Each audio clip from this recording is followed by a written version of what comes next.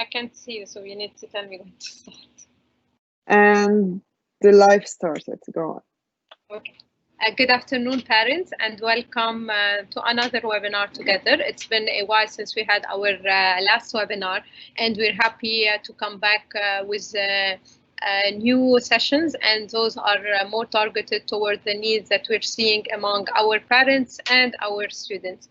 Thank you so much for supporting your children through this period. I know it hasn't been easy for all of us, so we truly appreciate this. Tonight's webinar is about reading and writing strategies for young children. Basically for students in KG2 to grade 2. And the idea of this webinar came because of the many questions we received, the frustrations that we heard from parents about how can I support my child at home with reading and writing, what are the expectations, and all these. So we figured that maybe it is our role to support you with this task, although we still believe that we are the main teachers. We know that you are playing a big role in their education and in developing their reading and writing skills.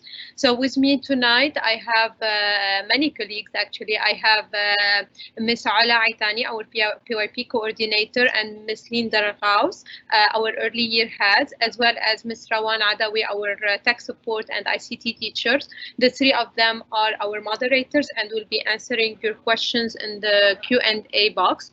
We also have the presenters, our experts, literacy experts on the team. So we have Ms. Dayan Al-Khatib, who is our English subject leader. We have Ms. Salwa Bashir, who is our grade 1 homeroom teacher, grade 1B, and Ms. Lynn Merabi, who is our grade level liaison for KG2 and homeroom teacher for KG2B. I am excited, honestly, about this session, and I hope you find it as useful. And I will pass it now to Ms. Layan, who will start. Good afternoon. In today's webinar, the purpose is to discuss different reading and writing strategies so you support your children and in the same way we support them in the classroom.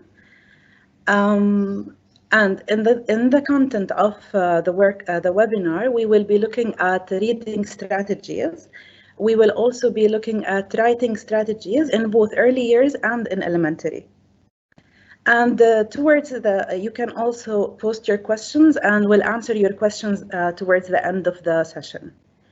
To start with, in our classrooms, we follow a balanced literacy approach, which means the reader's workshop, the writer's workshop, word study, all go hand in hand in order to support learners in their English profile, which means whatever they learn in readers, writers, and word study, they put together in order to advance in language arts.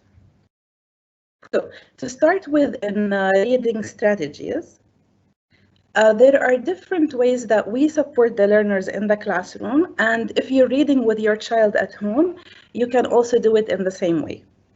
Before reading, you can have a sneak peek at the title and cover page. So actually, before you go ahead and read with your child, you can look at the title, for example, Gracie's Nose. You can ask them where is the title to identify it. If they're able to read the title, you can talk about the cover page. You can look at the back of the page as well. If there's a blurb, you can read it and so on. Then before you go ahead and you actually do the reading, there's a really important part, which is the picture walk. In the picture walk, you flip the pages and you walk through the pages with the child. You ask your child to say the story from his or her perspective. This will help him make predictions, get an idea, activate their prior knowledge, have a schema of what could the story be about.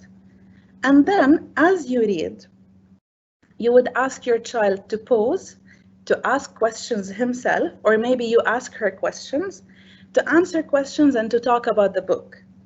You can also make predictions and inferences. For example, if you look at the second page where Gracie sniffs my lunch, you can talk about the picture. What is the dog Gracie doing? What do you think would happen next? Why is he doing so and so? You can talk about the setting and so on.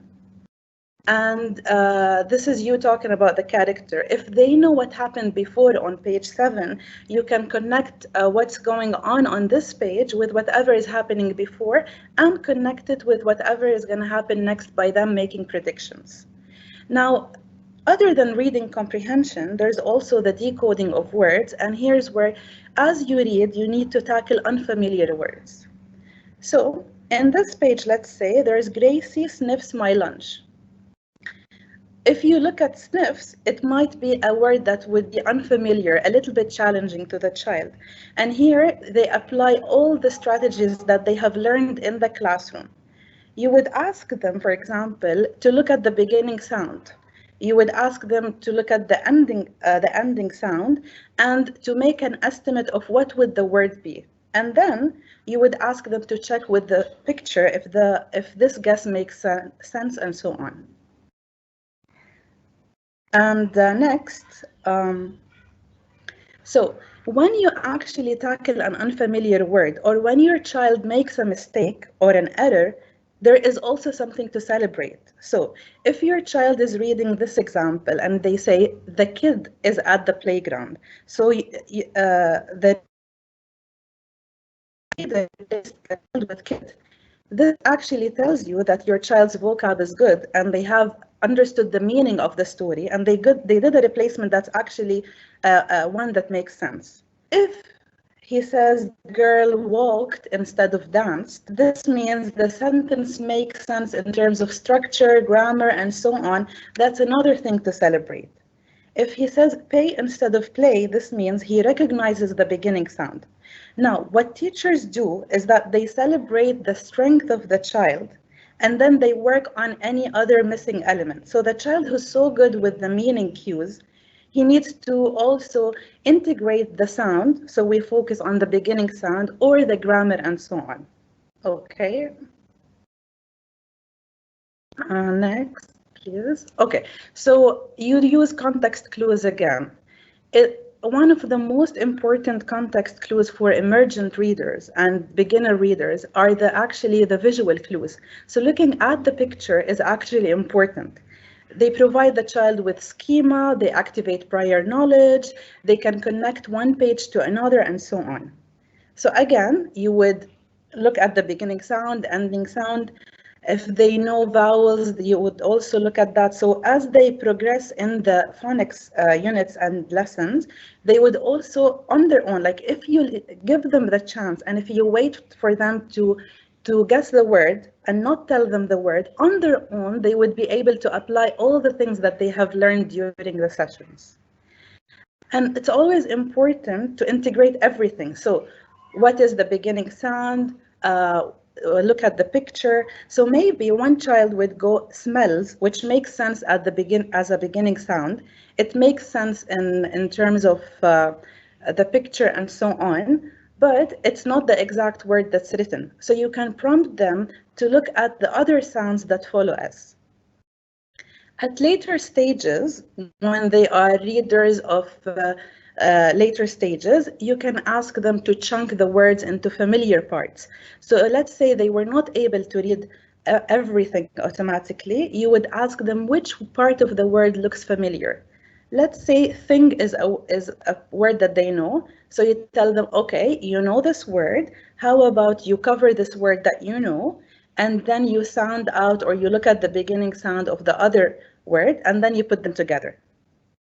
So chunking, or let's say they know word families and so on, you would do that. Now, another thing that you could do is read the whole sentence. What word makes sense? If you were to put a word in this sentence, what word makes sense? And then at this stage, you would also ask them to explain the meaning of that word, not only read that word. So you would also ask them to reread the sentence, what would this word mean, and so on.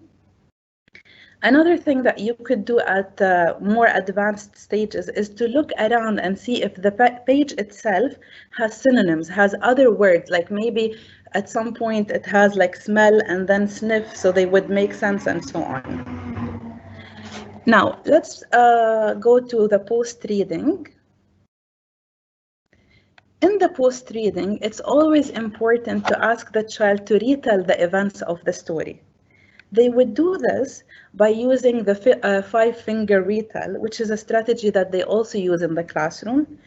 You would also ask them about what is this book about. So sometimes it's a non-fiction book. You would also tell them to retell facts and so on.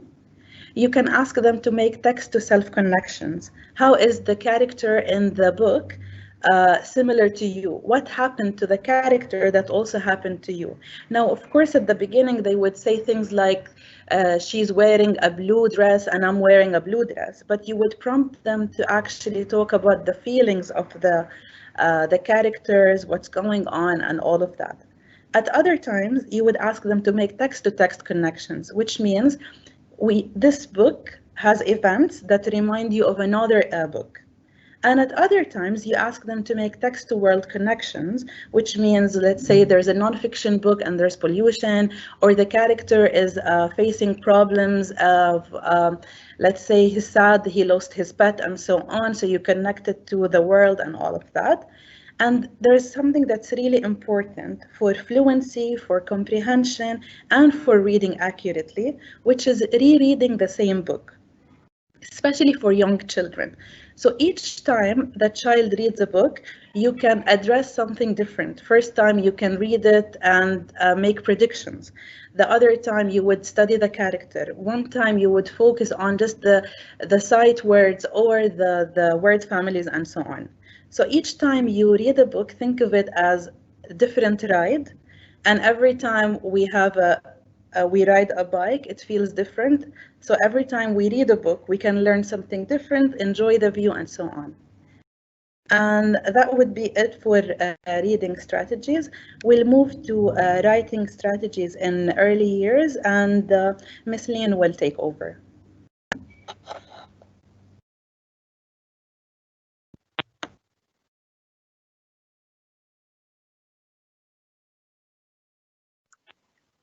Miss Lean, it looks you are muted.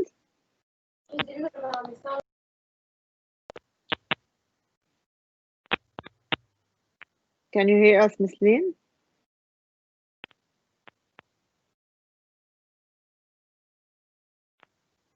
Okay. Shall I go first for elementary, or is she ready? Okay. Okay, Miss Lean, how about you exit the call and you join again so that the mic works? Okay. Miss Salwa, would you like to take over? Yes, please. Can we go to the elementary slide? Okay. Parents, no, one up, yes. Parents, I would like to emphasize something extremely important, and it is the self-confidence of your child as a writer. When we address your children, we call them writers at the beginning of every lesson, and when we ask them to go write, we say, writers, off you go. This alone boosts their self-confidence and makes them believe that we view them as actual capable writers. So the most important thing to us is that writers need to take pride in their writing, and that is why we emphasize celebration. What we mean by celebration is that by the end of every writer's workshop session, we dedicate a few minutes where children take turns reading their work, because even we as adults, when we write and we know that there's an audience that's going to listen to our writing, the quality of our writing suddenly becomes way better than if we write it only to ourselves. So always praise and compliment your child for what they do.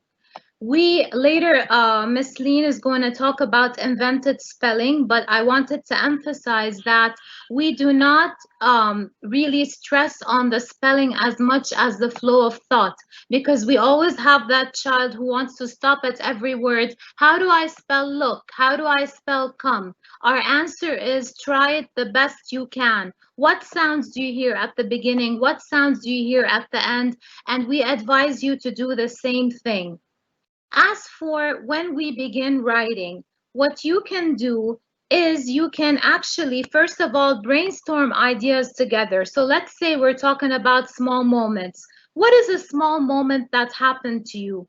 Let's not talk about a vacation. That's a watermelon topic. That's a big thing. Let's go into those little seeds that happened during the vacation, like that little boat ride or that little ice cream that you had bought and it started melting. Then we use our fingers in order to plan. First this happened, second this happened. Those fingers represent the papers that they're about to write on. We encourage them to actually sketch the whole story and then go back to the first page and start actually writing. In addition, they can answer questions when they're done. We teach them that all the authors around us of the books that you see around you, they go through something called editing. And when they edit, first they need to revise. And this happens when they need to add details by answering questions such as who was there, when was there, where was there, what happened. We even encourage the children to use a different colored marker if they need to in order to add those details to their own writing. Can we move on to the next slide, please?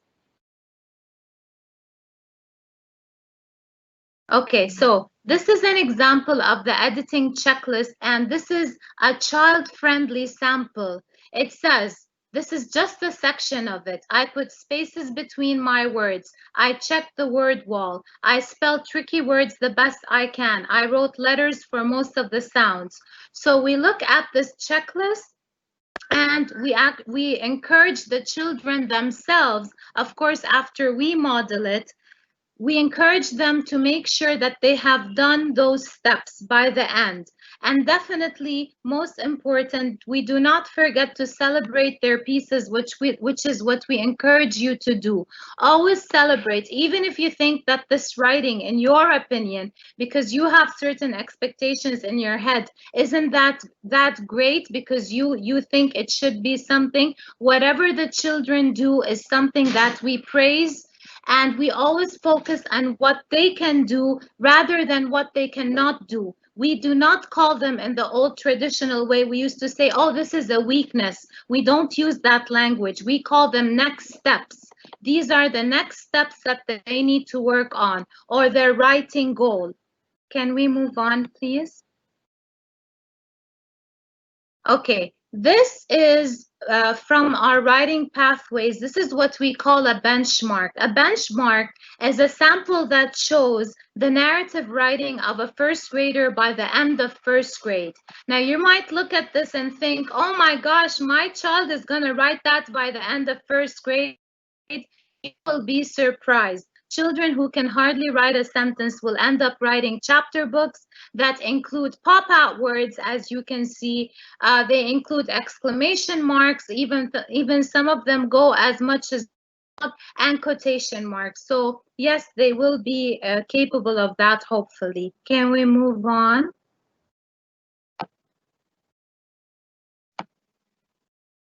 Here's the continuation of that story. As you can see, he wrote it across 4 pages. Okay.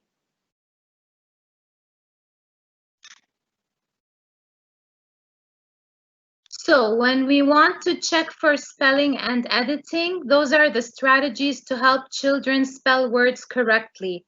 As I said, we do not hold them accountable for every word they're writing. However, we teach them 5 words of the week, and those are the words that they are accountable for. We have even added them on tabs in a virtual word wall in Teams, so you can always access that word wall, and it's being updated with the new words of the week. So those are the words that they are held accountable for. So let's say they're writing the word come, and we have taught them come, and it's on their word wall. So this is a word that, yes. Or let's say they want to write some, which is a rhyming word. You also refer to come and you remind them. You don't tell them change the C to S. You ask them, how is some different than come? What do you hear that's different?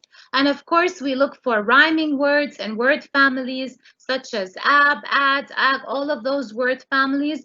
We also cover them. So we also expect them to be able to spell them. Plus, there are weekly activities that we are sending, the asynchronous assignments that encourage the children to keep on practicing those words. Parents, I encourage you strongly to always, whenever you come across those words in a book, please remind the children, oh, that's the word of the week. And if you can even post a word wall somewhere in the bedroom of your child on a wall, because they're called sight words for a purpose. The more they are exposed to them, the more they will become, they will have the automatic recognition of those words. Miss Lean, are you ready? Yes, I hope so. Can you hear me? Great. Okay. Yes. So I will be talking about how the writing starts in the early years and about how we move on, how we move from drawing to actually writing. So first we start off with writing. They start with scribbles and then representational drawings, and then actually into representational drawings that are accurate and more complete. So first we focus on adding details to their drawing, and why we focus on that is because it is very similar to what writers do in order to write. So we focus on pictures that represent ideas and that represent writing as well. And that does not mean that if we're teaching the children to draw, it does not mean that we are not going to be teaching them to write. Because once they have grasped the fact that they can use the pictures to tell a story, then we will start teaching them telling a story by using both words and pictures. So first we start by inviting the children to write using drawing, and then we move on into writing using what they know about letters and sounds. And this is where we start with the inventive spelling. So if we can move on to the next slide and the one after. Okay, so this is what inventive spelling looks like. As you can see in the pictures here, we have beginning and end sounds for the words. So for example, for the word door, we have D and R. So the children first focus on listening and hearing the beginning sounds of the word. So they're stretching out the word and they are hearing the beginning sound, which is D. So for example, they are saying door. So first, children learn how to hear the beginning sounds and they write that down. And once they are ready, they start including the end sounds. We also start learning and teaching the high frequency words, which are words that they use more frequently in their writings and in their reading. And they are usually, as Ms. Salwa said, they are put on the word wall. So these words, the students, they what we call in writers workshop and in phonics, that they know them with a snap, which means that they are used to how they are written without having to sound them out. So while we motivate and encourage inventive spelling, because it gives the children confidence and it gives them control over the learning process. And this allows them to actually express themselves creatively and worrying about how the spelling would be for unfamiliar or big words.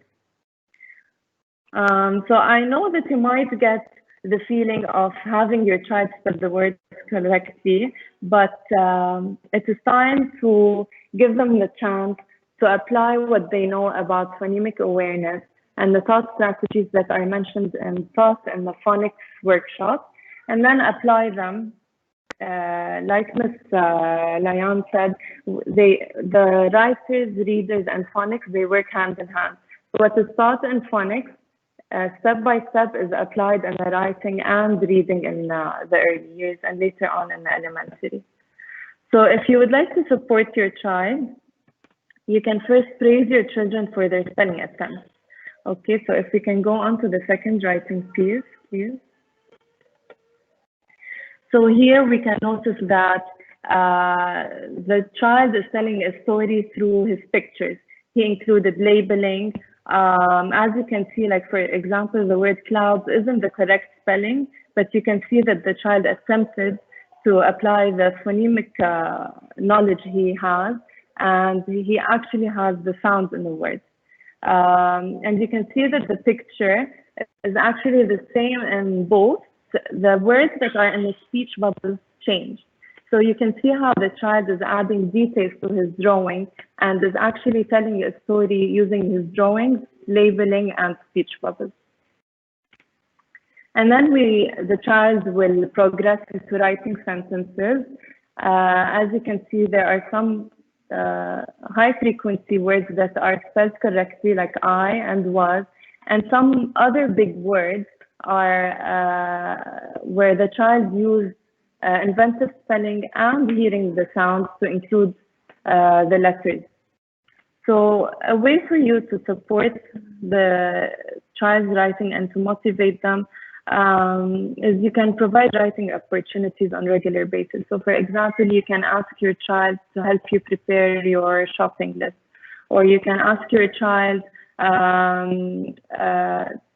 to help you in reading out the words that you see in the supermarket or in any sign that you can come across. And if there was any word, for example, in your child's writing that you are unsure of how to read, you can then ask the child to read it to you, because it's also a progress when the child can read his own pictures and his own writing. Then the child will be introduced to revising their writing. So they will look back at their writing and they will see what more they can add. First, they will start by adding details to their pictures, and then they will start by adding words and including the details in their writing. And that's basically how the child progresses from drawing to writing and including the details in both reading and writing. So that's it for the writing in early years. I would like to add one thing before we go, if possible. Yes, sure. I would like to say to all of the parents, the biggest piece of advice is never compare your child to another child in their class. We have this problem. I think it's a human thing that we always tend to compare ourselves to others and our children's abilities to others. Please compare your child to themselves, to him or herself, because as long as they are doing an upward slope, as long as they are making progress, then they will get there sooner or later. That's why we call it a progression. Be it in reading or writing, it's called a progression for that reason. So we will always applaud the progress that they make. Yes, it will take time, but it will happen sooner or later at their pace. The pieces of the puzzles that we are teaching them are going to be suddenly all put together and the big picture will appear. Thank you. Thank you, Ms. Salwa. Thank you, Ms. Leen. Thank you, Ms. Layan. I would like to ask parents if you have any questions before we end this webinar to post it in the Q&A. I'm sure my colleagues already answered some during the session, but if you still need a question to be answered, please feel free to type it right away. If not, we hope that you enjoyed the session. Honestly, basically, this is a great way to start supporting your children at home. And one thing that I would like to emphasize is how much we don't look for perfection. We look for, okay, where is the child on their writing and reading path, and how can we support them to move forward? We truly rely on a lot of not tools, but strategies, particularly pictures and others. So if your child is using a picture while reading, celebrate it. If your child is trying to use a word, to write a word using the first and ending, beginning sound and ending sound, also do celebrate it, because that means they are on the right track. We truly appreciate that you joined us tonight. We really hope that you can take a few of these strategies with you when you're supporting your child at home, and we hope to see you soon physically at school. Bye.